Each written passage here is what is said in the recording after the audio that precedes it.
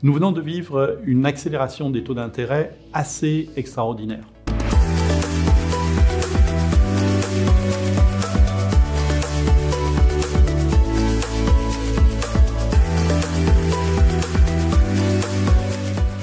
Les taux d'intérêt à 10 ans sur la dette française, donc l'OAT, sont actuellement autour de 1,5%. Il faut se souvenir qu'à la fin de l'année dernière, on était en taux négatif. Donc il y a un changement très important.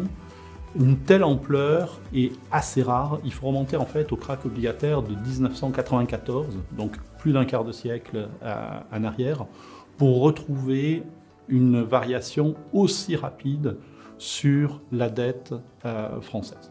Qu'est-ce qui s'est passé ?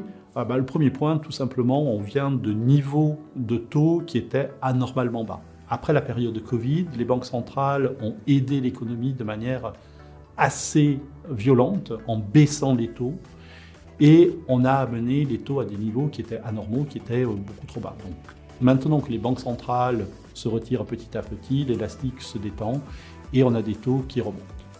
Qu'en est-il du futur ? Je pense qu'il y a deux idées importantes à retenir. La première idée, c'est que même avec des taux à 1,5, on est en dessous de l'inflation et on devrait rester en dessous de ce niveau pour une période assez longue, plusieurs années. Pourquoi ? Parce que c'est un moyen, avec les dettes énormes que l'on a accumulées, de gérer cette dette. Donc pour l'emprunteur, c'est une bonne nouvelle. Évidemment, pour le prêteur, c'est-à-dire pour l'investisseur, ça veut dire que le rendement ne compense pas de l'inflation. Ça s'appelle la répression financière. C'est un moyen de traiter le niveau de dette important que l'on a à l'heure actuelle. Deuxième idée, d'ici la fin de l'année, on devrait avoir un tassement de l'inflation, probablement une croissance qui se tasse également, et donc des banques centrales plus laxistes, ou en tout cas beaucoup moins véhémentes sur le resserrement monétaire. Tout ceci, mis bout à bout, devra amener une baisse des taux.